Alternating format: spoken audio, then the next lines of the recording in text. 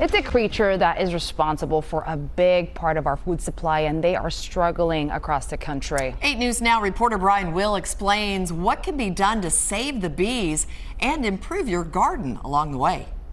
Plants and flowers like these are great for bees to pollinate and thrive, but the extreme heat has been a real buzzkill for southern Nevada bees.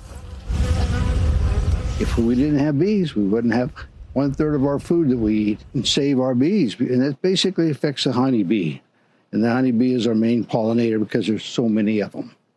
The extreme heat has driven bee colonies from their hives, leaving just empty and even melted hives behind. But it's more than just heat. Pesticides and not having enough plants to pollinate, along with colony collapse disorder, are to blame, according to master gardener Raleigh McHughes. They may be specific to a certain plant they pollinate, and that plant is under stress.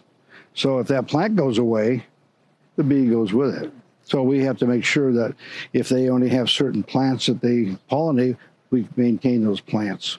McHughes says the best way to help your garden and the bees is to have plants that bloom at different times of the year. You can also add more vegetation to your garden that is attractive to bees, like clover and other desert flora. Some efforts being made by Nevada lawmakers includes a bill that passed that stops the use of some harmful pesticides.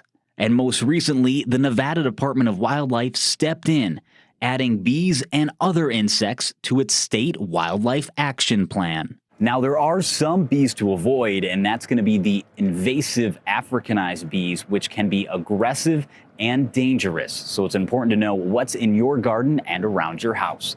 Reporting in Summerlin, Brian Will, 8 News Now. Brian, thank you so much. So if you're not sure which plants attract the bees, so check with your nursery. As for bee swarms, don't kill them. A swarm is a colony. Find a beekeeper to remove them. There are plenty in town.